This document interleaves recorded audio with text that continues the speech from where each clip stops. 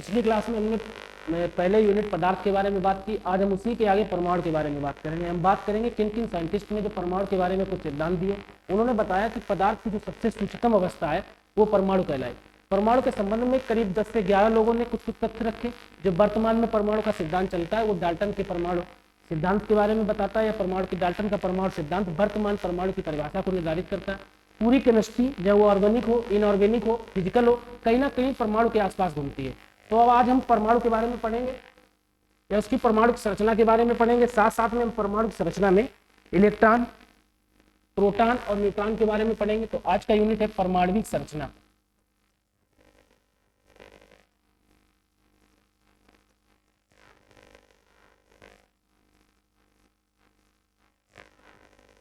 Atomic structure.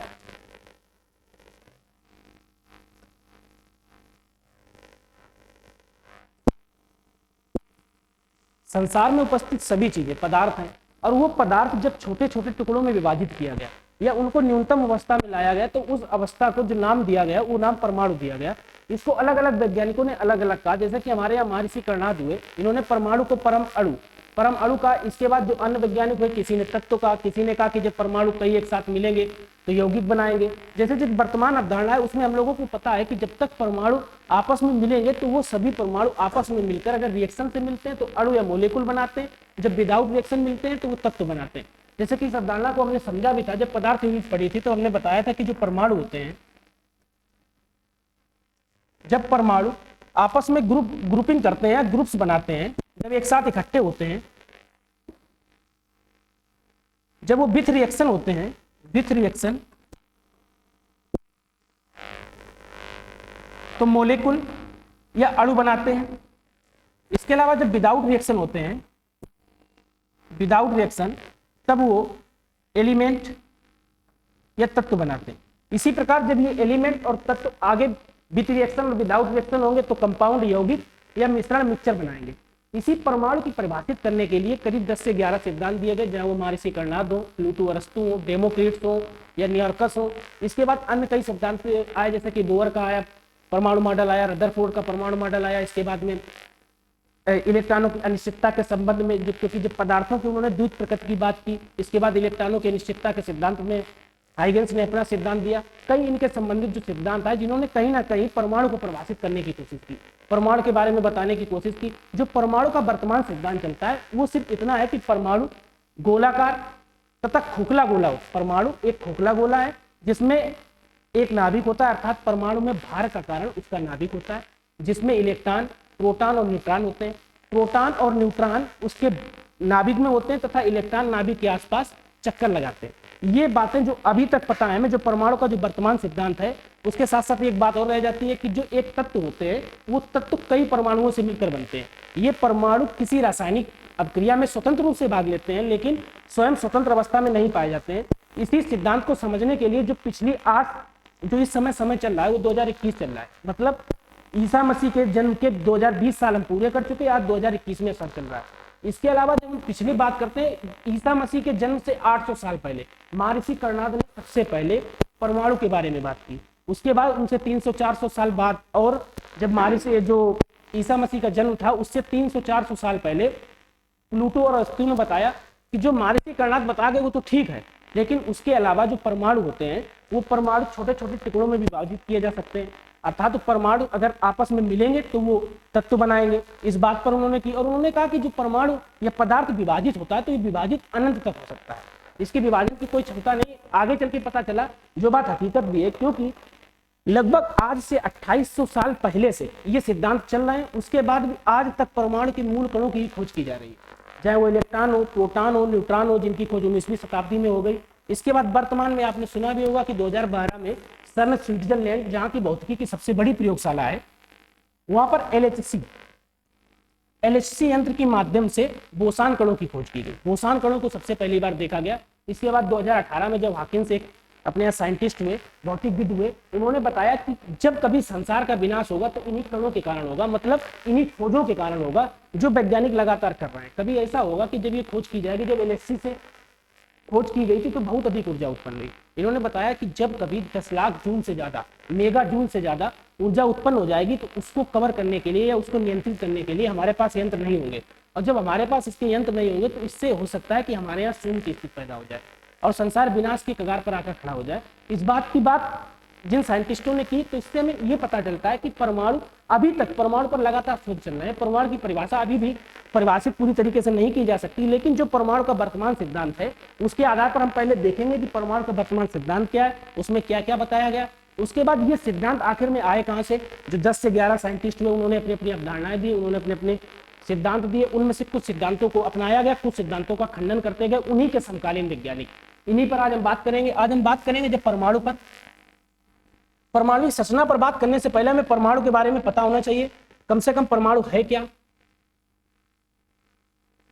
परमाणु जो इसका वर्तमान सिद्धांत है उसके अनुसार परमाणु किसी भी पदार्थ का अतिसूक्ष्म कण, मतलब किसी पदार्थ को अगर छोटे छोटे टुकड़ों में तोड़ा जाए तो एक ऐसी अवस्था उस पदार्थ के टुकड़ों की जिसके बाद टुकड़ों को तोड़ पाना संभव ना हो, वो अवस्था परमाणु कहलाएगी। या वो जो कण पाए जाएंगे उस अवस्था पर वो सभी कण परमाणु कहलाएंगे। आगे चलकर इन पर बात होती चली गई। 19वीं सदी का दिया हुआ सिद्धांत है। परमाणु किसी पदार्थ का अतिसूक्ष्म कण होते हैं, किसी पदार्थ के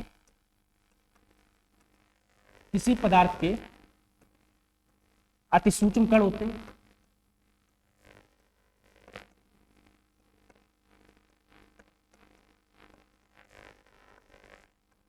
साथ साथ में कहा गया कि परमाणु अविनाशी है। परमाणु अविनाशी है मतलब परमाणु को नष्ट नहीं किया जा सकता है। इसके बाद कहा गया कि परमाणु किसी भी तत्व, अगर 2 या 2 से अधिक परमाणु आपस में मिलेंगे तो तत्व बनाएंगे, ना कि जो कि थॉमसन ने कहा था कि परमाणु आपस में मिलकर यौगिक बनाते हैं। उस तथ्य को या उस सिद्धांत को उनके ही समकालीन लोग समाप्त कर देंगे, उसको खत्म कर देंगे, उसको गलत साबित कर देंगे। तो हम जो परमाणु आपस में मिलेंगे वो तत्व बनाएंगे, और जो तत्व रासायनिक अभिक्रिया में भाग लेगा उसका हर एक परमाणु रासायनिक अभिक्रिया में भाग लेगा। जैसे जो तत्व होते हैं यदि वो रासायनिक अभिक्रिया में भाग लेंगे, जैसे सोडियम है या हाइड्रोजन है, हाइड्रोजन जो तत्व है उसके 3 समस्थानिक है। अब जब हाइड्रोजन रासायनिक अभिक्रिया में भाग लेगा तो उसके तीनों समस्थानिक भाग लेंगे।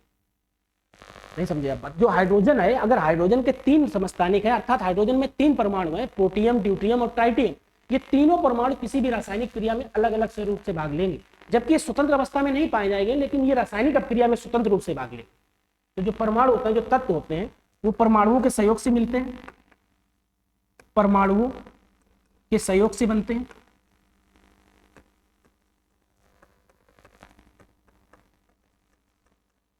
और परमाणु किसी भी रासायनिक अभिक्रिया में स्वतंत्र रूप से भाग लेता है। इस बात को हम यहीं पर लिख लेंगे। इसके बाद बताया गया कि परमाणु में भार होता है, अर्थात परमाणु में नाभिक होता है। प्रश्न पूछा भी कई बार गया कि परमाणु में जो नाभिक होता है उसकी खोज किसने की।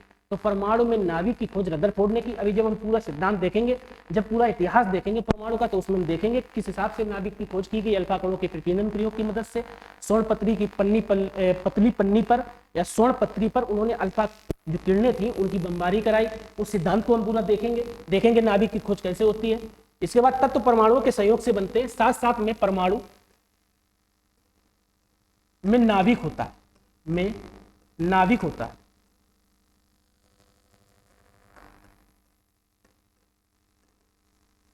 जो नाभिक होता है, इस नाभिक में इलेक्ट्रॉन, प्रोटॉन और न्यूट्रॉन होते हैं।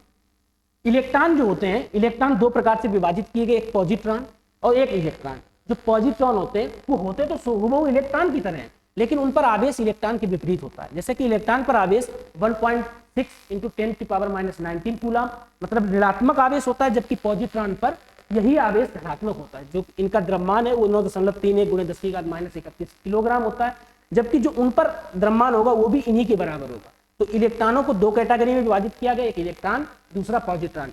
अंतर सिर्फ इतना कि इनमें आवेश का अंतर होता है, एक पर ऋण आवेश, एक पर धन आवेश।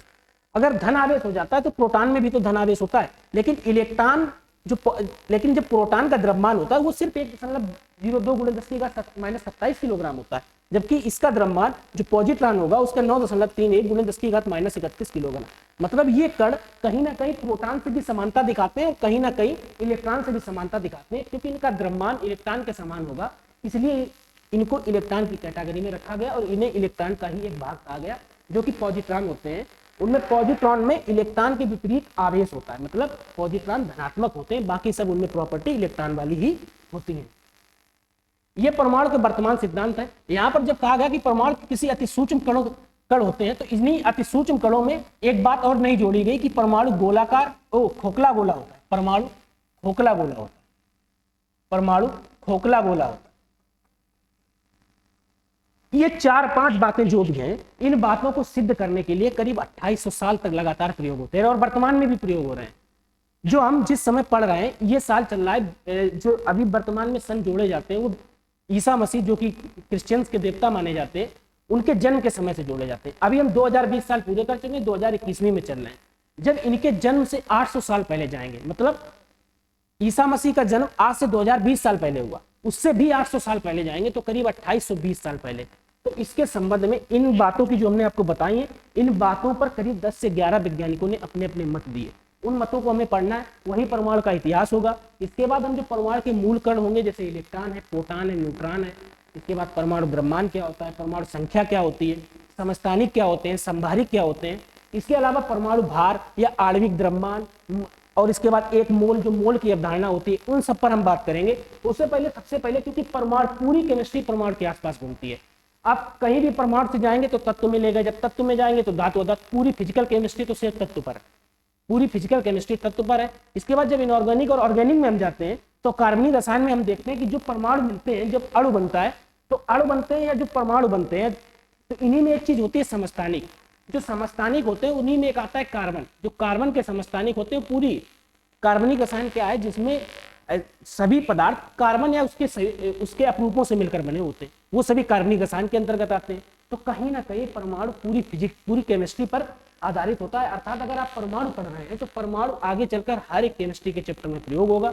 इसलिए हमें परमाणु को बहुत गहराई से पढ़ना है। इसमें परमाणु के पूरे जो सिद्धांत है, जितने भी सिद्धांत परमाणु के संबंध में जिन जिन वैज्ञानिकों ने जो कहा, जो अंत में आएंगे, जो निष्कर्ष निकलेंगे, वो निष्कर्ष यही निकलेंगे कि परमाणु खोखला गोला होता है, किसी भी पदार्थ के सूक्ष्म कण होते हैं, परमाणु अविनाशी होता है, तत्व परमाणुओं के योग से बनते हैं, प्रत्येक परमाणु रासायनिक क्रिया में स्वतंत्र रूप से भाग लेता है, जबकि वो स्वतंत्र अवस्था में नहीं पाया जाता। परमाणुओं के नाभिक होते हैं, जिसमें इलेक्ट्रॉन, प्रोटॉन, न्यूट्रॉन होते हैं। इलेक्ट्रॉन उसके आसपास चक्कर लगाया करते हैं। इन सभी पर हम बात करेंगे। इसके पहले हम देखेंगे परमाणु का जो इतिहास है, जो हिस्ट्री ऑफ एटम है, परमाणु का इतिहास है, उसके संबंध में क्या क्या बातें हुई। पहले, इससे पहले हम एक सन के संबंध में एक बात समझ लें। जैसे कि अभी हम 2020 साल में, तो जो अभी हम गणना करते हैं 2021 में चल रहे हैं, तो जो बिफोर क्राइस्ट, ये जो ईसा मसीह है, क्राइस्ट है, इनके जन्म से आज हम 2021 साल आ गए। 2020 पूरे कर चुके, 2021 साल आ गए। जब इनके जन्म से पहले की जितनी घटनाएं होंगी उनको हम लिखते हैं। जैसे इनके जन्म से अगर 100 साल पहले जाओगे तो लिखेंगे 100 BC, मतलब ईसा मसीह के जन्म से 100 साल पहले, 100 साल बिफोर क्राइस्ट, ईसा मसीह के जन्म से 100 साल पहले। इसी समय महर्षि कणाद हुए। इस बात को आप समझना कि जो क्राइस्ट थे, जो क्रिश्चियंस देवता थे, उनके जन्म से आज 2021 साल पूरे हो चुके। इनकी आयु 2021 साल तक हो चुकी, इनके जन्म से 2021 साल हो गए। अब जब हम इसके बात करेंगे तो हम BC लिखेंगे, वहां आप समझ जाइएगा कि BC का मतलब जन्म से हम इतने साल पीछे चल रहे हैं। जब क्राइस्ट का जन्म हुआ उससे 200 साल, 500 साल, 800 साल पीछे, जितने भी साल हम लिख देंगे तो हम लिखेंगे जैसे कि 800 BC या लिखेंगे 524 BC। इसका मतलब होगा कि बिफोर क्राइस्ट से 524 साल पीछे। जितना ज्यादा होगा उतना हम ज्यादा पीछे चले जाएंगे, जितना कम होगी ये संख्या उतने हम बिफोर क्राइस्ट मतलब ईसा मसीह के जन्म के पास रहेंगे, और आज से उतने ही पास रहेंगे। जितने कि हम पीछे जाएंगे वो क्राइस्ट के जीवन से उतने ही पीछे चले जाएंगे। तो इसी पर हमें इसे समझाना इसलिए आवश्यक था, क्योंकि आगे चल के जब हम BC की बात करेंगे तो कुछ लोगों के समझ नहीं आएगा। जो इसको समझना है, जो सबसे पहले वैज्ञानिक हुए महर्षि कणाद। महर्षि कणाद मैथमेटिशियन भी थे, गणितज्ञ थे, खगोल शास्त्री थे। इन्होंने भौतिकवादी भी थे, भौतिकी पर ही सिद्धांत लिखा था परमाणु के लिए, कोई रसायन शास्त्री नहीं थे। इन्होंने बताया कि अगर हम किसी पदार्थ को छोटे छोटे टुकड़ों में काटें, जब किसी पदार्थ को हम छोटे छोटे टुकड़ों में काटें, जो इनका समय काल था वो 800 BC। अब 800 BC आप समझ गए होंगे, वर्तमान से करीब 2821 साल पहले, आज से करीब 2821 साल पहले महर्षि कर्णाद हुए, जो ईसा मसीह के जन्म से 800 साल पहले थे। इन्होंने बताया कि जब हम किसी पदार्थ को छोटे छोटे टुकड़ों में बांटते हैं तो वो पदार्थ जो सूक्ष्म अवस्था मिलती है उसे हम परम अणु कहेंगे। मतलब इनकी जो अवधारणा थी, इन्होंने पहला सिद्धांत दिया कि पदार्थ का अति सूक्ष्म अवस्था या अति सूक्ष्म कण परम अणु कहलाता है। क्योंकि इन्होंने जहां तक तब तत्व के बारे में कोई सिद्धांत था नहीं, तो इन्हें परमाणु की अवधारणा पता नहीं थी कि परमाणु मिलके आगे अणु बताएंगे। इन्होंने अणु के बारे में सुन रखा था, तो इन्होंने बताया कि जब हम पदार्थ को छोटे छोटे टुकड़ों में बांटेंगे तो वो अणु तो नहीं होगा, क्योंकि अणु को तुम देख सकते हैं किसी यंत्र वगैरह की मदद से, लेकिन वो अणु से भी छोटा होगा। तो इन्होंने कहा कि वो परम अणु होगा। इन्होंने बताया कि पदार्थ अति सूक्ष्म अवस्था, अति सूक्ष्म अवस्था, किसी भी पदार्थ की अति सूक्ष्म अवस्था परम अणु कहलाएगी। क्या कहलाएगी? परम अणु, जो आगे चलकर संशोधित होकर परमाणु बना, परम अणु कहलाती है या अति सूक्ष्म कण कहलाते हैं, या अति सूक्ष्म कण कहलाते हैं। इन्होंने इसके बाद में एक बात और बताई कि परमाणु अविनाशी है। परमाणु अविनाशी है मतलब परमाणु को ना तो नष्ट किया जा सकता है ना ही उत्पन्न किया जा सकता है, क्योंकि संसार पूरा नष्ट हो जाए लेकिन कहीं ना कहीं पदार्थ बने रहेंगे। अगर पदार्थ बने रहेंगे तो परमाणु बने रहेंगे, और परमाणु कभी नष्ट नहीं हो सकते, ना तो नष्ट किया जा सकता है, ना ही इन्हें बनाया जा सकता है, ना ही इन्हें विभाज्य किया जा सकता है, अर्थात ये अविभाज्य भी है। अब परमाणु से या परम अणु से छोटा अब कुछ संभव नहीं। इन्होंने बताया कि पदार्थ की सबसे सूक्ष्मतम अवस्था परमाणु भी है, इसके आगे अब कुछ संभव नहीं।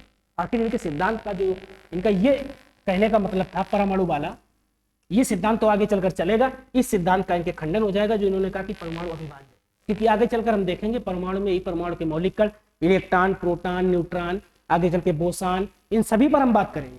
और जब इनकी जो ये अवधारणा थी कि परमाणु अविनाशी है, वो तो सही है, परमाणु आज तक नहीं नष्ट किया जा सका, लेकिन परमाणु अविभाज्य, इस अवधारणा का खंडन आगे हो जाएगा। इन्हीं के जो समकालीन थे अरस्तु, इनके जो बाद में आए, अरस्तु थे, प्लूटो थे, डेमोक्रिट्स थे। एक डेमोक्रिट्स और नियार्कस, डेमोक्रिट्स और नियार्कस।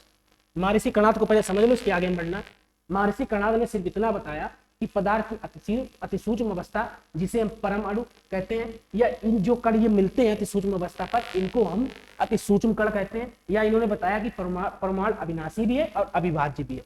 अविभाज्य का आगे खंडन हो जाएगा, क्योंकि परमाणु विभाज्य, अगर अविभाज्य होता तो इलेक्ट्रॉन और प्रोटॉन और न्यूट्रॉन आते कहां से?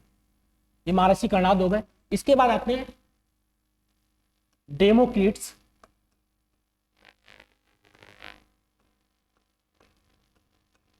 और नियार्कस। ये करीब 600 साल पहले, 600 BC, ईसा मसीह के जन्म से 600 BC पहले।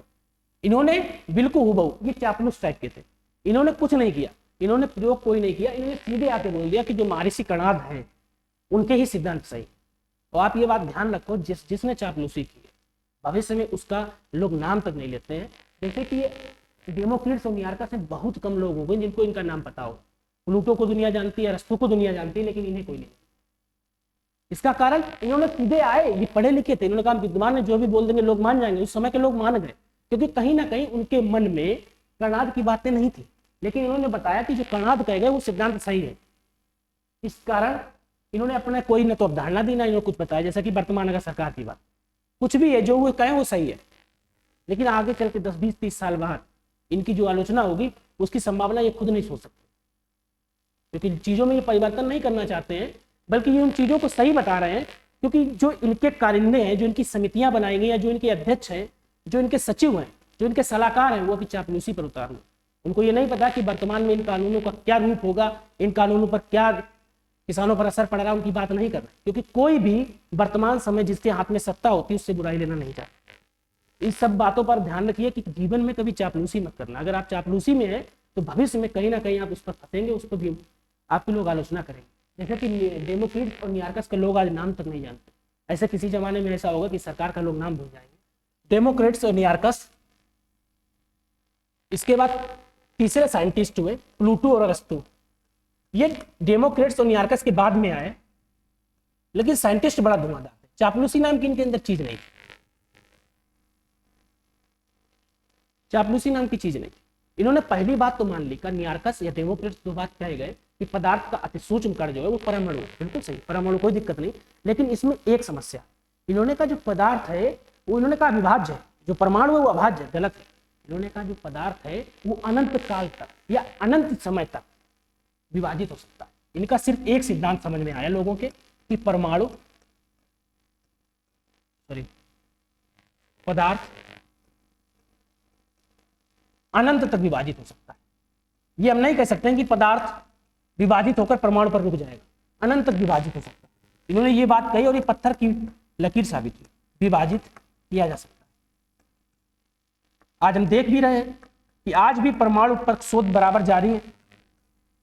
ये बात इन्होंने करीब 524 बीसी में कही, मतलब आज से लगभग 2545 साल पहले, आज से लगभग 2545 साल पहले प्लूटो और अरस्तु कहे गए थे कि जो पदार्थ है वो अनंत तक विभाजित किया जा सकता है, जो बात सच है।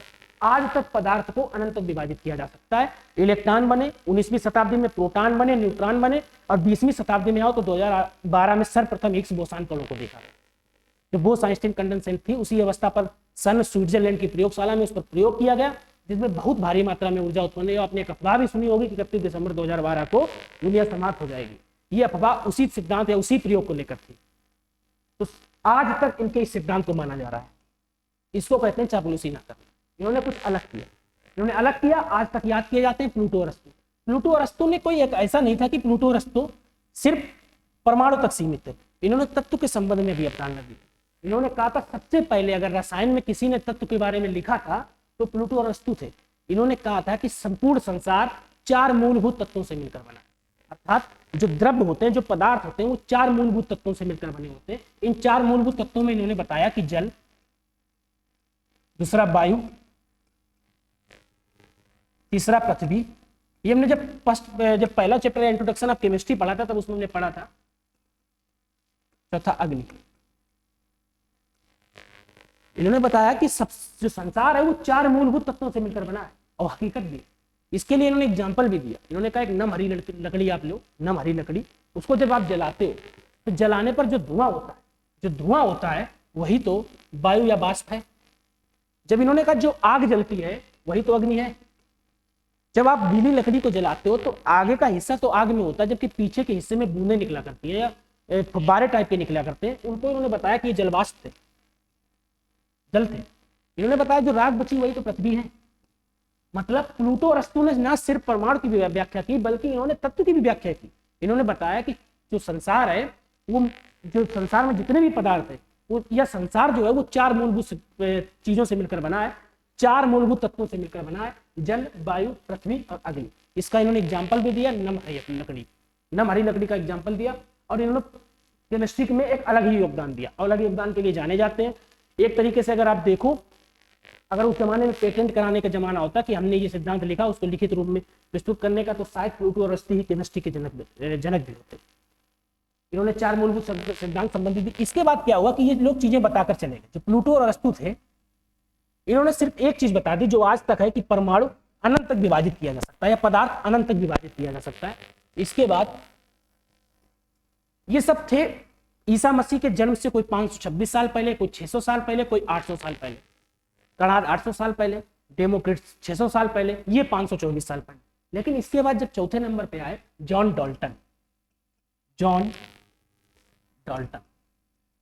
डाल्टन नाम बहुत बड़ा है, नोबेल पुरस्कार नहीं चलते। 1808 करीब, अगर आप देखा जाए तो कणाद के जन्म से करीब 2600 साल बाद, 2608 साल बाद ये आए। और इन्होंने बताया 1808 में कि जो परमाणु है, अर्थात इन्होंने जो फर्स्ट एटॉमिक थ्योरी इन्हीं नहीं दी, जो फर्स्ट रिटन एटॉमिक थ्योरी, पहला लिखित सिद्धांत, परमाणु का पहला लिखित सिद्धांत जो दिया जॉन डाल्टन ने, फर्स्ट रिटन एटॉमिक थ्योरी, पहली परमाणविक लिखित सिद्धांत देने वाले वैज्ञानिक जॉन डाल्टन है। इस पर प्रश्न 2-3 बार पूछा जा चुका कि पहला परमाणु पर दिया जाने वाला लिखित सिद्धांत किस वैज्ञानिक या किस दार्शनिक ने दिया, तो वो जॉन डाल्टन थे। इन्होंने सन 1808 में दिया था। सन 1808 में इन्होंने जो बताया, इन्होंने कहा देखो ये एक तरह कॉपी कर लेते थे। इन्होंने जब आने से पहले सभी ग्रंथों को पढ़ा, इन्होंने द एलिमेंट ऑफ केमिस्ट्री जो 1756 से 85 के बीच फ्रांस के शासक जिन्हें केमिस्ट्री के पिता अंतोनियो लेवोसिए के नाम से जानते हैं, इन्होंने एक किताब लिखी थी 1765 या 68 में, 1768 में, the element of chemistry, the element of chemistry.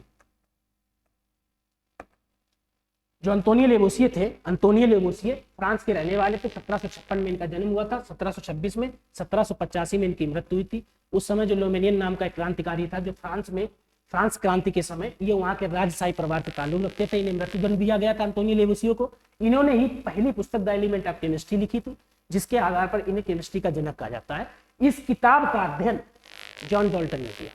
John Dalton ने इस किताब का अध्ययन किया, भारतीय जितने भी पुराने ग्रंथ थे उन सबका अध्ययन किया। अध्ययन करने के बाद उन्होंने कहा जो महर्षि कर्णाद ने कहा है वो बिल्कुल सही है। मतलब जॉन डाल्टन ने लिखित दिया, लेकिन जॉन डाल्टन ने भी महर्षि कर्णाद के ही सिद्धांतों को फॉलो किया। और इन्होंने कहा कि परमाणु, बस इन्होंने उसमें एक सुधार किया। इन्होंने कहा जो जॉन डाल्टन कहे गए हैं कि पदार्थ की अतिसूक्ष्म कण, जो पदार्थ की सबसे सूक्ष्मतम अवस्था होती है, वो परम अणु नहीं बल्कि परमाणु है। उन्होंने कहा कि जो पदार्थ की सबसे सूक्ष्मतम अवस्था है वो परम अणु की जगह इन्होंने परमाणु कहा। इन्होंने कहा परमाणु अविभाज्य भी है, परमाणु को, और परमाणु अविनाशी भी है। जबकि जो अविभाज्य वाली बात थी वो हम आगे देख चुके कि परमाणु आज तक विभाज्य है। तो इन्होंने इस बात में भी सुधार किया। इन्होंने बताया कि परमाणु जो है परम अणु की जगह इन्होंने परमाणु शब्द का प्रयोग किया कि अति सूक्ष्म कण परमाणु है। ठीक है, जॉन डाल्टन ने पहली एटॉमिक थ्योरी दी रिटेन। इसके बाद में जो जॉन डाल्टन थे इन्होंने बताया परमाणु के बारे में, परमाणु की जगह परमाणु कहा। साथ साथ इन्होंने बताया कि परमाणु जो है वो विभाज्य है, परमाणु को विभाजित किया जा सकता है, लेकिन ये बात मानी कि अविनाशी है। अब बताओ इन्होंने कर्णाद के किस सिद्धांत को छोड़ा? इन्होंने पूरी तरीके से कर्णाद को ही तो अपनाया। इन्होंने बताया कि परमाणु, परमाणु किसी भी पदार्थ की सूक्ष्मतम अवस्था है, किसी पदार्थ का सबसे सूक्ष्मतम रूप परमाणु है, इसे विभाज्य किया जा सकता है, लेकिन ये अविनाशी है, इसे नष्ट नहीं किया जा सकता है। साथ साथ में जब इन्होंने एलिमेंट ऑफ केमिस्ट्री पढ़ी तो इन्होंने बताया कि जब परमाणु आपस में सहयोग करते हैं तो तत्व बनता है, और ये तत्व किसी रासायनिक क्रिया में भाग लेता है, लेकिन परमाणु कभी अकेले किसी रासायनिक क्रिया में भाग नहीं लेता है। जब ये तत्व रासायनिक क्रिया में भाग लेता है तो इसके परमाणु साथ साथ में रासायनिक क्रिया में भाग लेते हैं, मतलब इसके परमाणु साथ साथ में रासायनिक क्रिया में भाग लेंगे। अर्थात इन्होंने बताया कि परमाणु आपस में मिलकर तत्व का निर्माण करते हैं तथा साथ साथ में रासायनिक क्रिया में भाग भी लेते हैं। ये जॉन डाल्टन ने बताया। अभी तक जो प्रश्न पूछा गया वो सिर्फ ये पूछा गया कि जॉन डाल्टन या फर्स्ट एटॉमिक थ्योरी लिखने वाले व्यक्ति कौन है, तो वो जॉन डाल्टन है। इस बात को याद रखेंगे। इन्होंने सीधे सीधे महर्षि कर्णाद के सिद्धांत को कॉपी कर दिया, एक अपनी तरफ से एक बात को जोड़ा। ये थे महर्षि कर्णाद। और महर्षि कर्णाद के बाद एक नए साइंटिस्ट आए, ये 1808 में आए थे। इसके बाद 1904 के आसपास जे थॉमसन, जे थॉमसन।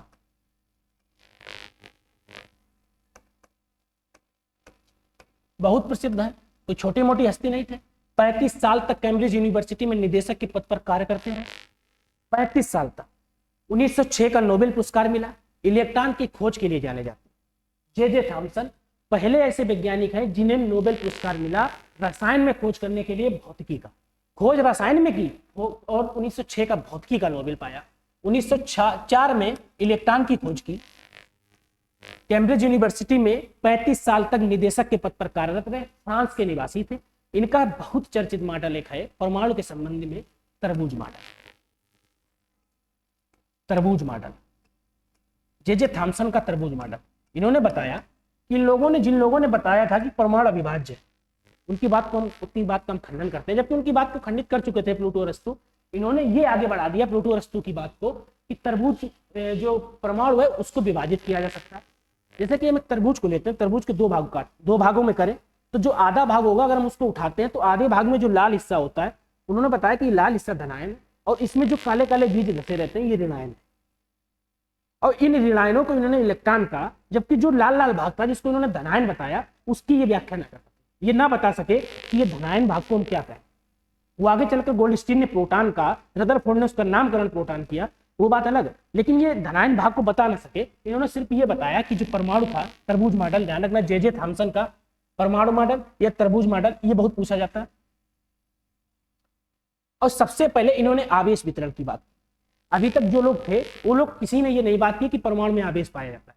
इन्होंने बताया कि अगर हम कंघा हाथ में लेते हैं और कंघा को बालों में रगड़े तो आप देखेंगे वो कागज को अपनी ओर खींच लेगा। इन्होंने कहा ऐसा नहीं है, हर एक पदार्थ में आवेश। उन्होंने उसी के आगे चलकर व्याख्या की जे थॉमसन ने अपने तरबूज मॉडल में, और इन्होंने दो भाग बताए। इन्होंने कहा कि पहले भाग में एक धनावेशित है, जो लाल वाला भाग है धनावेशित, इन्होंने कहा लाल भाग। इन्होंने कहा दूसरा भाग जो लीलावेशित है, इसी को इन्होंने इलेक्ट्रॉन कहा।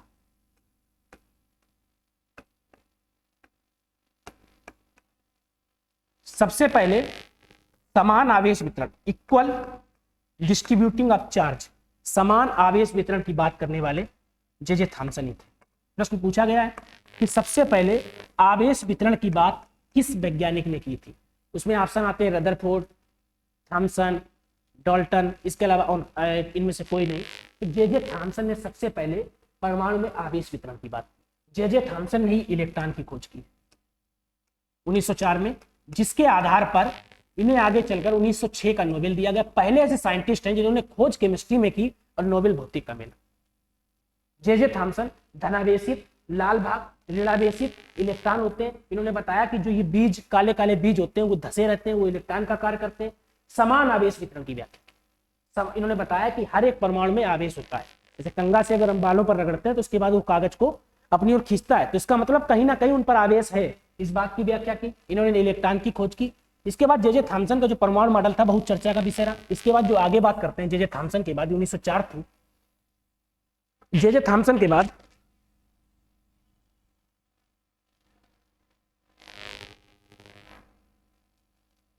रदरफोर्ड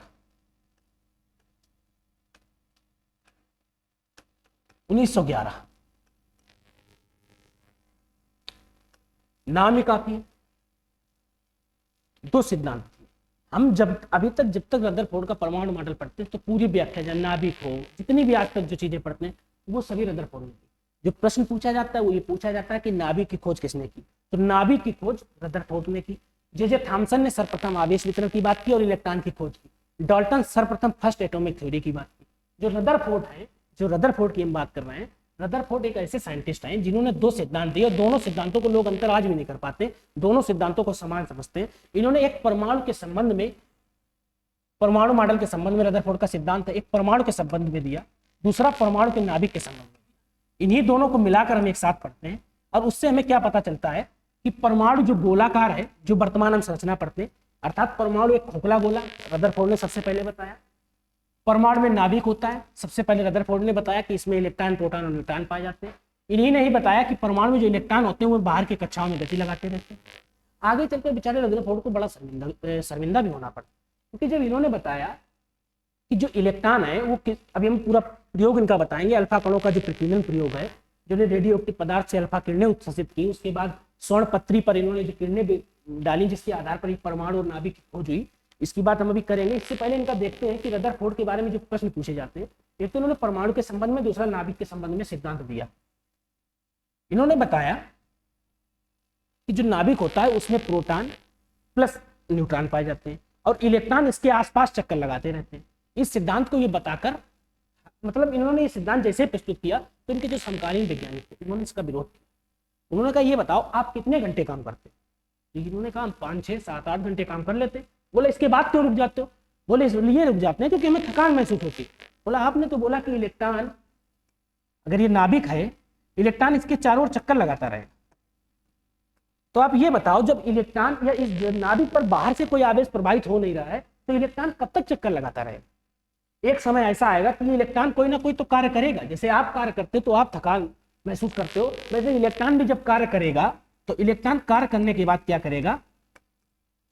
अपनी एनर्जी नष्ट कर देगा, अपनी ऊर्जा नष्ट कर देगा। जब ये इलेक्ट्रॉन अपनी ऊर्जा नष्ट कर देगा तो ये नाभिक में जाकर गिरेगा, और जब नाभिक में गिर जाएगा तो परमाणु ही खत्म हो जाएगा।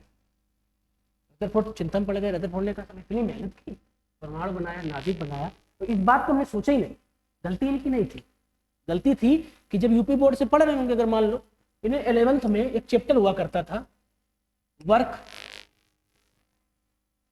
कार्य, ऊर्जा और शक्ति, वर्क एनर्जी, और जो वर्क एनर्जी और पावर, एक चैप्टर हुआ करता था, इन्होंने इसको सही तरीके से नहीं पढ़ा। इसके साथ साथ एक चैप्टर होता था थर्मल मोशन, सर्कुलर मोशन, वृत्तीय गति। इन्होंने वृत्तीय गति भी ठीक तरीके से नहीं ना पढ़ी हो या कोई दूसरा इनका कारण रहा हो, इन्होंने इस बात पर ध्यान न दे सके। इनके आगे चलकर जो शिष्य हुए नील्स बोहर, उन्होंने 1911 में जब इन्होंने ये सिद्धांत दिया तो बड़ा खुश थे, लेकिन इनके समकालीन वैज्ञानिकों ने इनके सिद्धांत की खरी खोटी यहाँ पर कर दी, क्योंकि ये ना बता सके कि इलेक्ट्रॉन का स्थायित्व क्या है, इलेक्ट्रॉन का भविष्य कब तक। जो रदरफोर्ड का परमाणु मॉडल है, रदरफोर्ड ने परमाणु के बारे में बताया कि परमाणु गोलाकार होता है तथा खोखला होता है।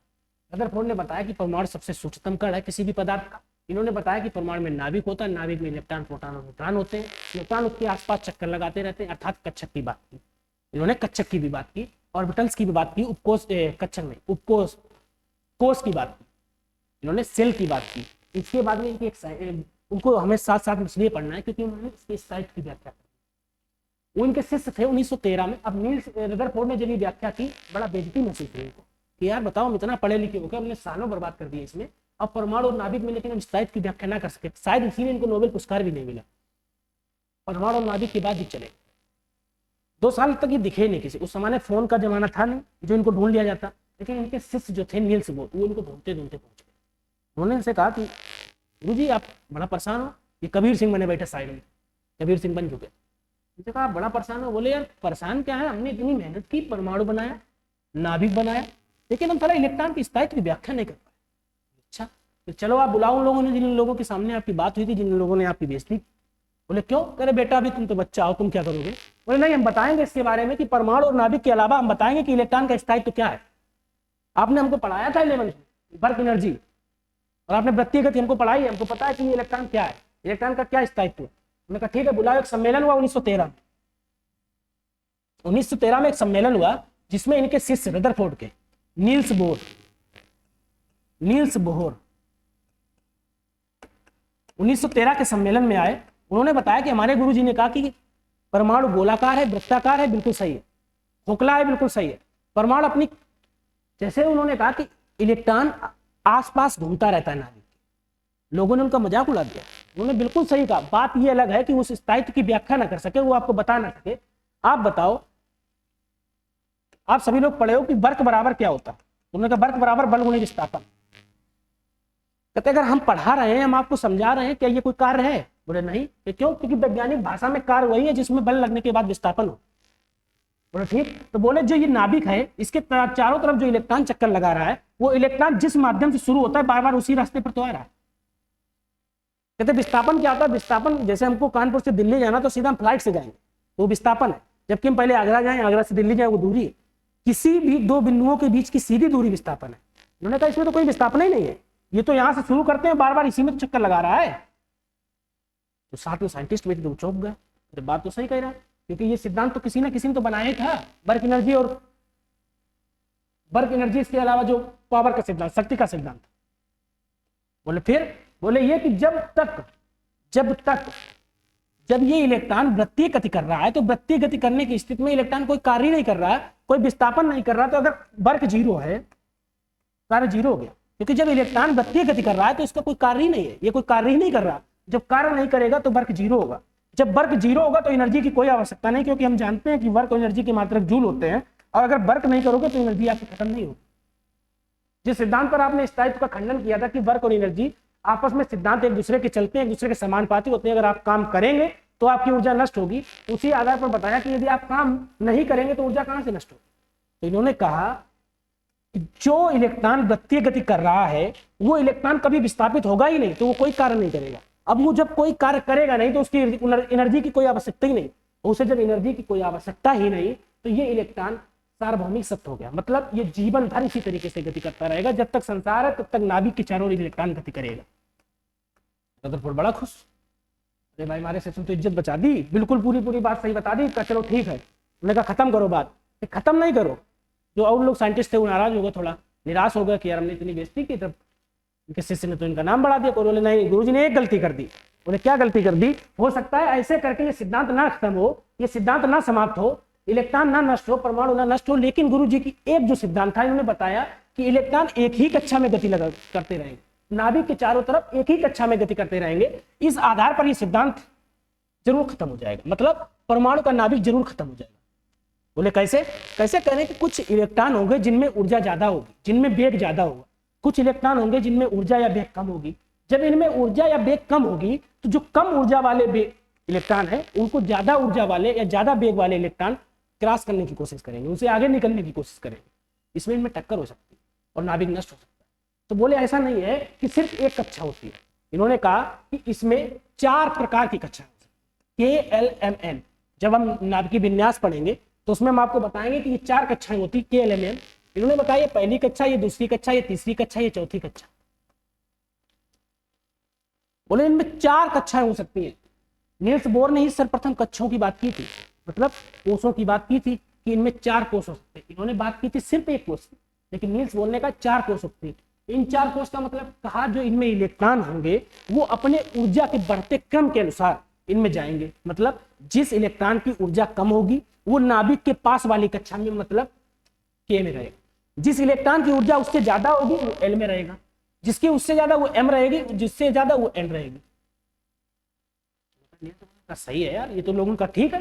पर जो जैसे मान लीजिए कि 3 जूल के 4 इलेक्ट्रॉन है, वो 4 इलेक्ट्रॉन इसमें रहेंगे, और 4 जूल के 5 इलेक्ट्रॉन है तो ज्यादा ऊर्जा हो गई तो ये 5 इलेक्ट्रॉन इसमें रहेंगे। आगे अगर ऊर्जा बढ़ती जाएगी 6 इलेक्ट्रॉन, 7 इलेक्ट्रॉन, ये सभी बताते चलेंगे। लेकिन इन्होंने बताया तो लोगों के समझ में बात आ गई, लेकिन आगे चलकर इसका भी खंडन हो जाता है, क्योंकि नील्स बोर के बाद जो साइंटिस्ट आएंगे सोमरफेल्ड, वो इनके इस सिद्धांत का खंडन कर देंगे कि 4 कक्षा। और सोमरफेल्ड कहते हैं कि आपने बताया इलेक्ट्रॉन गति गति करते हैं, हम आपकी बात से पूरी तरीके से सहमत नहीं। अगर हो सकता है कि ये इलेक्ट्रॉन जो 4 कक्षाओं में आप भर रहे हैं, अगर ये इलेक्ट्रॉनों की संख्या अगर निर्धारित नहीं होगी, हो सकता है कि 3 जूल के अनंत इलेक्ट्रॉन हो जाए, तो आप कैसे कक्षाओं में कैसे भरोगे आप? आपने बताया कि नील्स बोर ने बताया कि 4 इलेक्ट्रॉन होते हैं KLMN। इन्होंने 4 ऊर्जा स्तर बताए, इन्होंने बताया कि इनमें हम इलेक्ट्रॉन भर देंगे। तो सोमरफेल्ड आए, उन्होंने कहा आप कैसे भरोगे इनमें? तो उन्होंने कहा, सोमरफेल्ड ने आगे चलकर उपकक्षाओं की बात कर दी, सब सेल की बात कर दी। उन्होंने बताया S, P, D और F। मतलब जो K पहले ऊर्जा स्तर है उसमें सिर्फ एक कक्षा होगी, एक उपकक्षा होगी S। मतलब एक उपकक्षा में दो इलेक्ट्रॉन, मतलब एक कक्षा हो सकता है। ये बात, इस बात को समझाना पड़ेगा थोड़ा।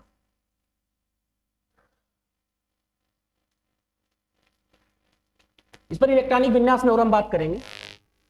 अभी जब हम नील्स बोर की बात कर रहे थे, जो रदरफोर्ड ने थे, उन्होंने सिर्फ कोषों की बात की, सिर्फ एक कोष, एक कक्षा की बात। जब नील्स बोर आए तो उन्होंने 4 कक्षाओं की बात कर दी, KLMN। उन्होंने इनका नामकरण कर दिया कोष, या इनको सेल बोलते हैं। लेकिन इनके बाद जो सोमरफेल्ड आए, उन्होंने इस बात का खंडन किया कि आपने कह दिया ठीक है, अपनी ऊर्जा के हिसाब से जिसमें जितनी ज्यादा ऊर्जा होगी वो इलेक्ट्रॉन जहां मन होगा वहां अपने चले जाएंगे। अगर कम ऊर्जा के हैं तो वो नाभिक के पास वाली कक्षा में, ज्यादा ऊर्जा के हैं तो उसकी दूर वाली कक्षा में अपने वो देख लेंगे, चले जाएंगे। लेकिन हो सकता है कि कभी कम ऊर्जा वाले इलेक्ट्रॉन ज्यादा हुए, तब क्या करो? नील्स बोर के बाद जब 1919 में सोमरफेल्ड आए तो उन्होंने इनकी बात का खंडन कर दिया। अब बड़ी समस्या थी, तो अब सोमरफेल्ड ने कहा परेशान ना हो, उन्होंने उपकक्षाओं की बात कर दी। कोष की बात हो गई, अब वो उपकोष की बात, मतलब सब सेल की बात करते हैं। और उन्होंने बताया कि सब सेल 4 प्रकार से हो सकते हैं, S, P, D, F। ये क्या है? उनका ये है कि जो S है, जो P है, जो D है, जो F है, ये उपकोषों को हमने नाम दिया है। मतलब जैसे K कक्षा है तो K कक्षा में सिर्फ S उपकोष होगा, और जब एक S उपकोष होगा तो उपकोषों में कक्षक भी होंगे, और हर एक उपकोष में कक्षक होंगे, और एक कक्षक में एक कक्षक होगा, और एक कक्षक में 2 इलेक्ट्रॉन होंगे। बढ़िया बात बता रहे हो फिर। हाँ, जो एक कक्षक है, एक उपकोष है, जब पहले की बात हम करेंगे तो एक कक्षक है तो एक कक्षक इसमें होगी, क्योंकि S की बात कर रहे हैं ना। जब एक कक्षक होगी तो एक कक्षक में हम सिर्फ 2 इलेक्ट्रॉन डाल सकते। ठीक है। उन्होंने कहा P में 3 कक्षक होंगी, D में 4 कक्षक, F में इसमें 5 होगी, इसमें 7 होगी। हाँ, इन्होंने कहा जो S उपकोष होगा उसमें एक कक्षक होंगी, और एक कक्षक में हम 2 इलेक्ट्रॉन भर सकते हैं। मतलब जो S ऑर्बिटल होगा, जो S उपकोष होगा, इस उपकोष में एक कक्षक 2 इलेक्ट्रॉन, P उपकोष में 3 कक्षक तो 6 इलेक्ट्रॉन, D में 5 उपकोष तो 10 इलेक्ट्रॉन, 5 कक्षक तो 10 इलेक्ट्रॉन, F में 7 कक्षक तो 14 इलेक्ट्रॉन। तो ये जो नील्स बोर थे, इन्होंने कहा ये तो बताओ कि हमारी के में कितने आएंगे। तो उन्होंने कहा सुनो, के में सिर्फ 2 आएंगे। बोले क्यों? कहते के में सिर्फ एस आएगा, एस आएगा। बोले एल में? बोला एल में एस और पी दोनों आएंगे। कह जोड़ लो तुम। क्या जोड़ लो? जोड़ लो, 2 ये हो गए, 6 हो गए, मतलब 8 आएंगे। एम में? बोले एम में एस भी आएगा, पी भी आएगा और डी भी आएगा। बोले एन में? बोले एन में एस भी आएगा, पी भी आएगा, डी भी आएगा और एफ भी आएगा। इसी के आधार पर आगे चलकर अपवाहु पाहुली ने अपने अपने अपवर्जन लिए। अपवाहु ने अपना सिद्धांत दिया 1s1 2s2, इसके बाद में 2s2 2p6 3d1, ये करके जो पूरा सिद्धांत चलता है उस पर बात की। और पाहुली ने अपना अपवर्जन का सिद्धांत दिया, उन्होंने बताया 2 8 18 2 8 18। इसी के आधार 2 8 18 और 32, इसी के आधार पर इलेक्ट्रॉन भरेगा। उन्होंने बताया था पाउली ने अपवर्जन के नियम से 2l², जहां n कक्षकों की संख्या है। मतलब अगर n पहली कक्षा है तो 2 इलेक्ट्रॉन आएंगे, दूसरी कक्षा है तो 8 आएंगे, यहाँ n की जगह 2 रख दो, तीसरी कक्षा है तो 3 रख दो, 9 दूनी 18, चौथी कक्षा है तो 4 रख दो, 4 चौको 16 दूनी 32। ये 32 क्यों आएंगे? 2l² की अवधारणा यहीं से आई थी। मतलब जो सबसे पहले हमारे यहाँ वैज्ञानिक नील्स बोर हुए, उन्होंने कोष की खोज कर दी, 4 कोष बता गए, KLML। इसके बाद उपकोष की बात सोमरफील्ड नाम के जो वैज्ञानिक है 1919 में उन्होंने की कि SPDF, ये 4 प्रकार के उपकोष हो सकते हैं। उन्होंने बताया कि हर एक उपकोष, तो नील्स बोर ने पूछा कि उपकोष तो होंगे लेकिन इलेक्ट्रॉन कैसे भरेंगे? तो उन्होंने कहा हर एक उपकोष में जो S टाइप की उपकोष होगी उसमें 1 कक्षक होंगी, जो P होगी उसमें 3 कक्षक होंगी, जो D होगी उसमें 5 कक्षक होंगे, जो F होगा उसमें 7 कक्षक होंगे। मतलब कहने का है कि जो S उपकोष है जिसमें 1 कक्षक है उसमें 2 इलेक्ट्रॉन भरे जा सकते हैं, जो P है उसमें 3 कक्षक है तो हर एक कक्षक में 2 इलेक्ट्रॉन, तो 6 इलेक्ट्रॉन, D में 5, F में 14। उन्होंने कहा हमें फालतू बातों से मतलब नहीं, हमें ये बताओ कि हमारी कक्षा में कितने इलेक्ट्रॉन आएंगे। तो उन्होंने बताया कि आपकी कक्षा K है तो K में सिर्फ पहला S उपकोष होगा, सिर्फ 1 उपकोष होगा। अगर 1 उपकोष होगा तो इसमें सिर्फ 2 इलेक्ट्रॉन भरे जा सकते हैं। मतलब 1 कक्षक में 2 इलेक्ट्रॉन और सिर्फ 1 कक्षक, मतलब S उपकोष तो 1 कक्षक। जब L की बात की तब इन्होंने कहा कि इसमें 2 कक्षक हो सकती है, एक S दूसरा P। जब S और P 2 कक्षक होंगी, तो जब S और P 2 कोष होंगे तो इसमें 3 कक्षक होंगी। जब 3 कक्षक हो जाएंगे तो इलेक्ट्रॉन इसमें भरे जा सकते हैं 6, इसमें 2 8, इसी हिसाब से 18, इसी हिसाब से आगे 32। 2 8 18 और 32 का जो नियम चलता है, जिसे आगे चलकर पाहुली का अपवर्जन नियम, अपवाहु का अपना नियम कहा गया। इसके आगे जब हम बात करेंगे तो इलेक्ट्रॉनिक विन्यास पर भी बात करेंगे, क्योंकि बोहर ने फिर इलेक्ट्रॉनिक विन्यास की अवधारणा दी। इससे पहले हम रदरफोर्ड पढ़ा। ये सब तीनों वैज्ञानिक ये हैं जो एक दूसरे की बात कहने में लगे रहे। अभी हम रदरफोर्ड पर बात करेंगे कि रदरफोर्ड हम पहले पढ़ रहे थे। रदरफोर्ड 1911, इन्होंने क्या किया? अल्फा कणों का प्रतिनिधित्व प्रयोग किया।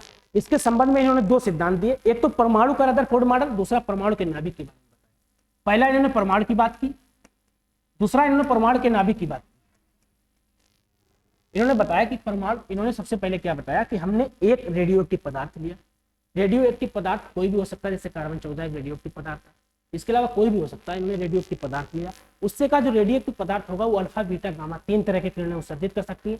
जो अल्फा किरणें होती है उनमें वेग ज्यादा होता है, अगर अल्फा किरणों में वेग कम होता है, बीटा में उनसे ज्यादा, गामा में उनसे ज्यादा। अगर हम ज्यादा वेग की किरण लेंगे तो हो सकता है कि वो हम जो उनकी माप करना चाहते हैं वो माप हम असली ना कर सके, क्योंकि ज्यादा वेग के कारण उनमें समस्याएं हो सकती है, उनको नापना मुश्किल हो सकता है। तो इन्होंने अल्फा किरण ली। इन्होंने क्या किया? एक रेडियो एक्टिव पदार्थ जिससे सिर्फ अल्फा किरणें उत्सर्जित कराएं, और इन्होंने एक स्वर्ण पत्री, सोने की पतली झिल्ली, उस पर ये किरणें, जो रेडियो एक्टिव पदार्थ था इससे अल्फा किरणों से इन्होंने इस सोने की पतली पर अल्फा किरणों की बमबारी कराई, और इस बमबारी के बाद इन्होंने देखा कि कुछ किरणें इस पन्नी से या इस पतली से बाहर की ओर जा रही हैं, जबकि कुछ किरणें यहीं पर वापस टकराकर इधर लौट, जबकि ज्यादातर किरणें इधर जा रही हैं। इधर इन्होंने एक पर्दा लगाया, ये पर्दा जो था जिंक से लेपित था। इस पर्दे पर इन्होंने किरणें जब डाली तो इन्होंने देखा कि ज्यादातर किरणें किनारों की ओर भाग रही। एक आध कोई किरण है जो अल्फा से निकलकर यहाँ आती है, लेकिन वो जैसे आती है तुरंत भगा दी जाती है। उन्होंने कहा यार ऐसा क्या हो गया कि जैसे हम यहाँ से कोई किरण भेज रहे हैं, ये यहाँ जा रही है, ये किरण सब नहीं थी, ये 8000 में से कोई एक किरण थी जो वापस आ रही थी। उन्होंने कहा इसका मतलब कोई दिक्कत है। जिससे किरण से पूछा भाई क्या हुआ, क्यों वहां जाते हो वापस आ जाते हो, बोला हमारे तरीके से वहां पहले लोग उपस्थित। मतलब इसका मतलब समझिए, हमारे तरीके से वहां पहले लोग उपस्थित है, मतलब यहाँ प्रतिकर्षण हो रहा। जबकि हम जानते हैं कि जो अल्फा किरणें होती है वो धनावेशित होती है। इन्होंने बताया कि अल्फा किरणें धनावेशित होती हैं, जब हम इनको भेज रहे हैं तो जो गलती से इनके नाभिक पर पहुंच जाती है, इनके बीच के हिस्से में पहुंच जाती है, वो उतनी गति से वापस आ जाती है। मतलब हमने पढ़ रखा है जो आवेश चैप्टर होता है, चुंबकत्व होता है, कि जब समान आवेश एक दूसरे को प्रतिकर्षित करते हैं, जबकि विपरीत आवेश एक दूसरे को आकर्षित करते हैं। तो इन्होंने कहा कि यार एक बात तो समझ में आ गई, इसमें बीच में कुछ है, बीच में इसी अल्फा की तरह कोई चीजें हैं।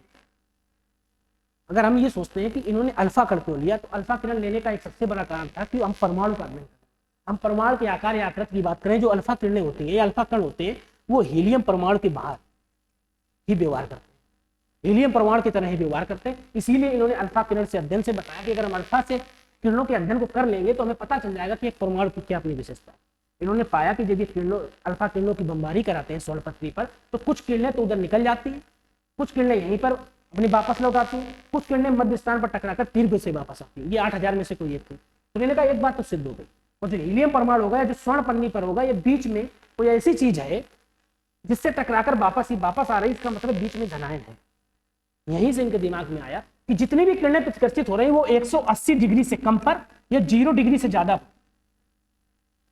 किरणें इधर उधर अपने मार्ग में जो विचलन कर रही हैं वो 180 डिग्री से ज्यादा या 0 डिग्री से कम, 0 डिग्री से ज्यादा 180 डिग्री से कम पर विचलन कर रही हैं। इनके दिमाग में तुरंत एक विचार आया कि जैसे ये डिग्री आपस में विचलन कर रही है 180 से कम पर या 0 डिग्री से ज्यादा पर, तो इन्होंने कहा पहली तो बात नहीं है कि जो परमाणु है वो वृत्ताकार है। दूसरा, अगर ये वृत्ताकार है, अगर ठोस वृत्त होता तो किरणें उधर जाती ही नहीं। जैसे आप टार्च लो, एक सुरंग में टार्च दिलाओ तो इधर से उधर दिखाई पड़ेगी, जबकि एक दीवार के पीछे टार्च दिलाओ उसके अंदर कुछ नहीं दिखाई पड़ेगा। उन्होंने कहा अगर ये ठोस होता तो ये किरणें उधर जाती ही नहीं, पर्दे पर कोई प्रकाश होता ही नहीं, इसका मतलब ये खोखला भी है। रदरफोर्ड के परमाणु मॉडल के निष्कर्ष निकले। ये सिर्फ यहां पर दो बातें बता गए। एक पहली बताई कि परमाणु जो है वो वृत्ताकार है, साथ साथ में खोखला भी है। और यहां पर यह बता गया कि परमाणु के बीच के भाग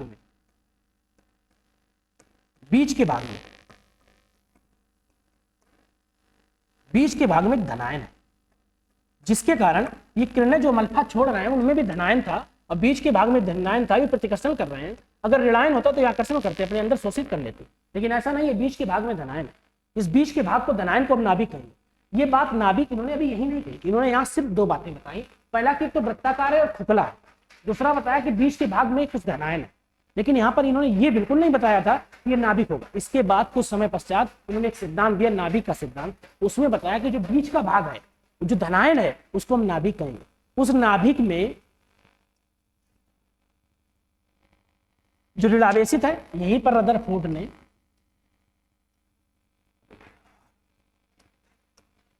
ने जो धनावेशित भाग था उसको प्रोटॉन का, यहीं पर मतलब प्रोटॉन की खोज तो गोल्डस्टीन कर चुके थे जब जे थॉमसन ने अपना सिद्धांत दिया था तरबूज मॉडल कि धनावेशित लाल भाग है, कोई भाग है जिसमें कोई कुछ आवेश है, तो उसकी खोज तो गोल्डस्टीन ने कर दी थी, लेकिन उन्होंने भी उसका नामकरण नहीं किया था, उसका नामकरण रदरफोर्ड ने किया। रदरफोर्ड ने कहा कि जो धनायन वाला भाग है, इस भाग को हम प्रोटॉन करें। अब आप देखो, इलेक्ट्रॉन की खोज हो चुकी, प्रोटॉन की खोज हो चुकी और न्यूट्रॉन की भी खोज हो चुकी।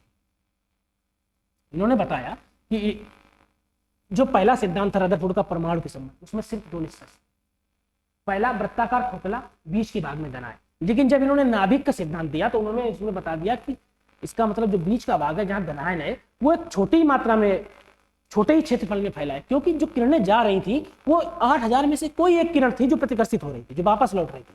इसका मतलब अगर ज्यादा क्षेत्र में होता तो ये किरणें सभी प्रतिकर्षित होती, लेकिन इसका मतलब ये कोई छोटा सा भाग है। तो इन्होंने बताया किसी भी परमाणु में एक छोटा सा भाग है जहां पर धनावेशित होता है, जहां पर धनायन होता है, उसी में न्यूट्रॉन भी होते हैं। इन्होंने इसका नामकरण नहीं दिया, इन्होंने कहा कि धनायन बनाए रखने के लिए कोई ना कोई चीज तो है, लेकिन उसका हम नाम अभी नहीं बता पा रहे हैं, जिसे आगे जाकर जे चैडविक ने न्यूट्रॉन कहा। तो इन्होंने प्रोटॉन की बात की, नाभिक की बात की। इन्होंने बताया कि नाभिक में इन्होंने नाभिक की बात की। इन्होंने बताया कि नाभिक में इलेक्ट्रॉन, प्रोटॉन और कोई एक अन्य पदार्थ है जिसको आगे चलकर न्यूट्रॉन का भी लिख लेंगे, न्यूट्रॉन। इन्होंने बताया जो इलेक्ट्रॉन है, जो नाभिक है, जो इलेक्ट्रॉन है, इसके आसपास चक्कर लगाते रहते हैं। तो चलो ठीक है, चक्कर लगा रहे, अच्छी बात है।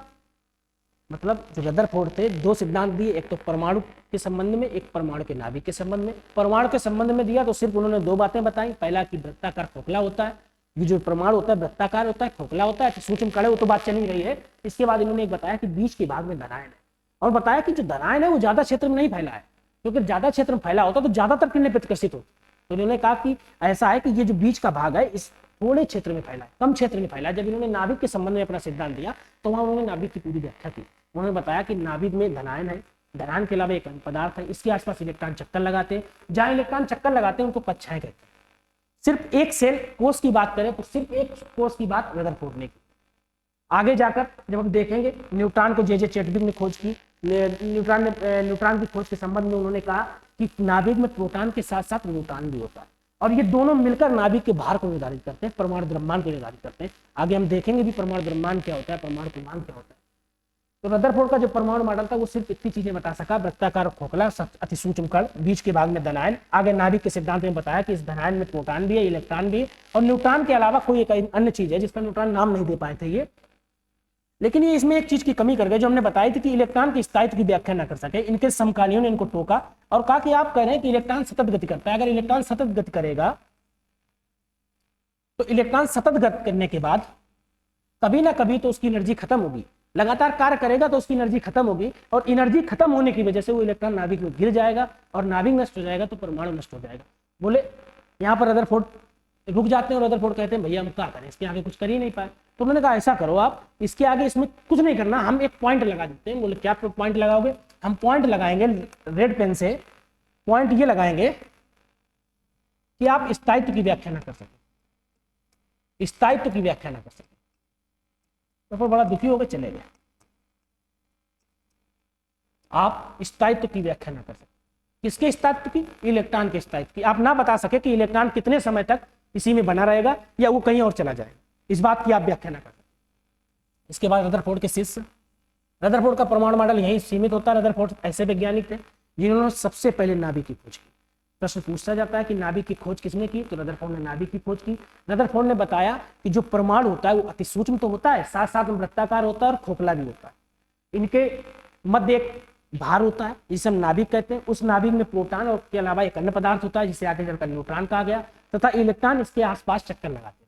इलेक्ट्रॉन इसके आसपास चक्कर लगाते हैं, उसको हम कक्षा बोलते हैं या कोष बोलते हैं, जिन्हें आगे चलकर इनके शिष्य नील्स बोर ने भी संशोधित किया। नील्स बोर, क्योंकि रदरफोर्ड की जो कमी थी कक्षकों वाली, उसको 1913 में, रदरफोर्ड का परमाणु मॉडल सफल मॉडल नहीं माना जाता है, लेकिन नील्स बोर जो थे, नील्स बोर ने बताया, गुरुजी हमारे बता गए कि जो परमाणु वृत्ताकार है, खोखला गोला है, सही है, चलने दो। परमाणु खोखला गोला है, हकीकत है, लेकिन जो स्थायित्व की व्याख्या थी वो स्थायित्व की व्याख्या करना चाहते थे लेकिन कर नहीं सके। उन्होंने बताया कि स्थायित्व की व्याख्या से संबंध इतना सिर्फ ध्यान रखो कि जो परमाणु या जो इलेक्ट्रॉन वृत्तीय गति करते हैं उनमें कोई विस्थापन नहीं होता। अगर उनमें विस्थापन नहीं होगा तो हमने पढ़ रखा है कि कार्य बराबर बल गुणे विस्थापन। अगर विस्थापन 0 होगा तो कार्य भी 0 होगा। जब कार्य 0 होगा तो हम ये भी जानते हैं कि कार्य बराबर एनर्जी एक दूसरे के समानुपाती होते हैं। जब कार्य 0 तो एनर्जी 0, मतलब इलेक्ट्रॉन जब वृत्तीय पथ पर चक्कर लगाएगा तो कोई ऊर्जा ही नहीं नष्ट करेगा। जब वो कोई ऊर्जा नष्ट ही नहीं करेगा तो कभी समाप्ति नहीं हो सकता। अर्थात इलेक्ट्रॉन जब तक पृथ्वी पर जीवन है या जब तक पृथ्वी संभव है तब तक इलेक्ट्रॉन की गति संभव है। इस बात की, अर्थात इन्होंने नील्स बोर ने इलेक्ट्रॉन के स्थायित्व की व्याख्या कर दी, इलेक्ट्रॉन के स्थायित्व की व्याख्या कर दी, स्थायित्व की व्याख्या कर दी।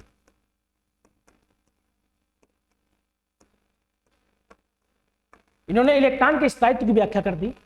इसके साथ साथ इन्होंने बताया, अभी हमने आपको समझाया भी था कि जो हमारे गुरुजी बता गए कि एक कक्षा में इलेक्ट्रॉन गति करते हैं, वो बात सही नहीं है। वो इलेक्ट्रॉन अपने ऊर्जा स्तर के हिसाब से, अपने ऊर्जा के हिसाब से अलग अलग कक्षाओं में गति करते हैं। वो बात अलग है, जिसकी ऊर्जा कम होगी वो नाभिक के पास वाली कक्षा में, और जिसकी ऊर्जा ज्यादा होगी वो नाभिक से दूर वाली कक्षा में गति करेगा। अर्थात इन्होंने 4 कक्षाओं का जिक्र किया, K, L, M, N। 1, 2, 3 और 4। कुछ यही सिद्धांत थे इनके जो नील्स बोर देकर चले गए। अब नील्स बोर के बाद आएंगे सोमरफेल्ड। नील्स बोर के बाद सोमरफेल्ड।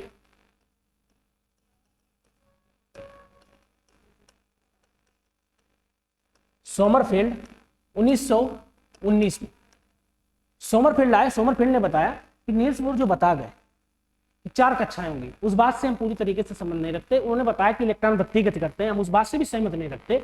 हम उन्हें ये बताना चाहते हैं कि हो सकता है कि इलेक्ट्रॉन की जगह कक्षाएं वृत्ति गति कर रही हैं। तो उनका तुम क्या बताना चाहते हो? उन्होंने बताया कि हम ये बताना चाहते हैं कि कक्षाएं जो उन्होंने बताई कि एक कक्षा के होगी, एक एल होगी, एक एम होगी, एक एन होगी, हो सकता है कि ऐसा हो कि कुछ इलेक्ट्रॉन समान ऊर्जा के अंतर से गति कर रहे हो, तो उनको हम कहां ले जाएंगे? वो कक्षा नहीं बदलना चाहते और फिर वो अपने आप कक्षा बदलेंगे।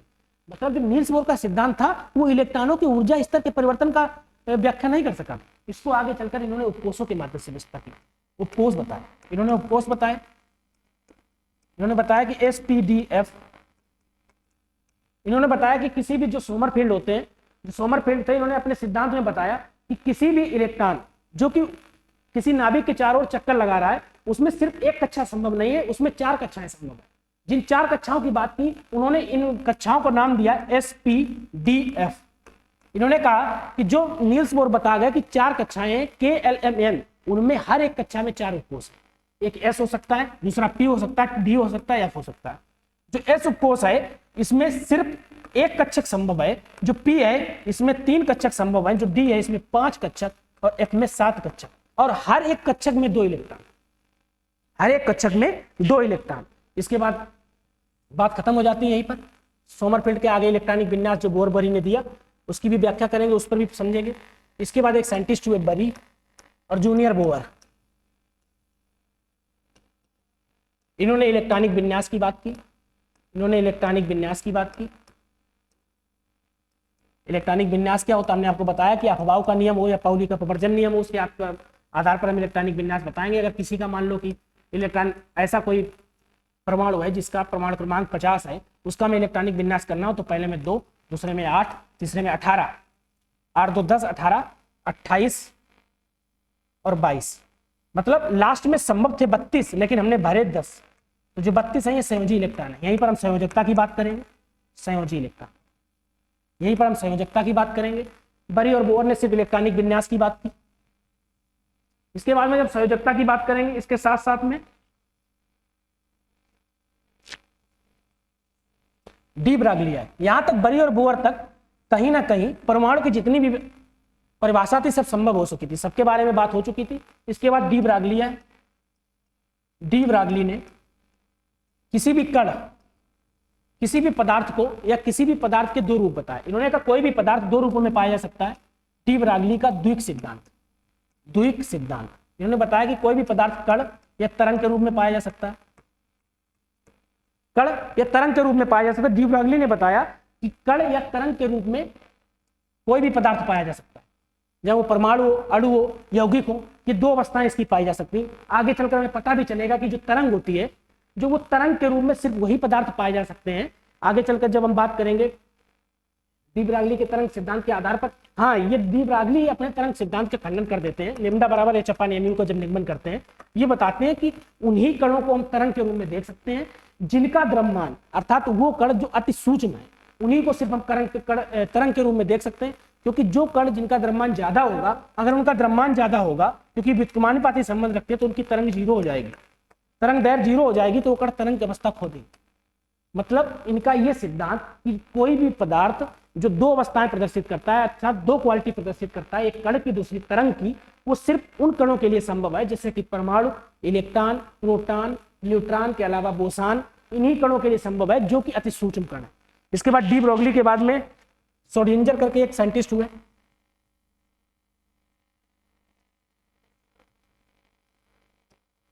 श्रोडिंगर, इन्होंने मॉडर्न एटॉमिक थ्योरी दी। मॉडर्न एटॉमिक थ्योरी के बारे में बताया 1926 में। मॉडर्न एटॉमिक थ्योरी जो असफल हो गई, आगे चल के सफल ना हो सकी। परमाणु का सिद्धांत दिया मॉडर्न एटॉमिक थ्योरी। जो आगे चलकर सफल नहीं हो सकी और असफल हो गई। इसके संबंध में जब मॉडर्न एटॉमिक थ्योरी दी तो इन्होंने ये तरंग के आधार पर दी थी, जो आगे सफल नहीं हो सकी। ये पूछा जा सकता है कि जो आधुनिक परमाणु सिद्धांत है वो किसने दिया? श्रोडिंगर ने दिया, 1926 में दिया। इसके बाद जब हम बात करते हैं तो हम बात करते हैं हाइगेंस के अनिश्चितता सिद्धांत की, uncertainty theory of Huygens. Huygens के अनिश्चितता सिद्धांत की, जो 1929 में दिया गया। इन्होंने बताया कि एक कण जो गतिमान अवस्था में, इन्होंने हाइगेंस का एक अनिश्चितता सिद्धांत है, उन्होंने बताया कि एक कण एक तो विराम अवस्था में संभव है, दूसरा गति अवस्था में संभव है। यदि वो विराम अवस्था में है तो यदि हम उसकी गुणों का अध्ययन करें, उसके द्रव्यमान अन्य चीजों का अध्ययन करें, और फिर जब वो गति अवस्था में तब हम उसके दोनों चीजों का अध्ययन करें, या द्रव्यमान हो या उसके जो भौतिक या रासायनिक गुण है उनका अगर अध्ययन करें तो दोनों में हम अंतर पाते हैं।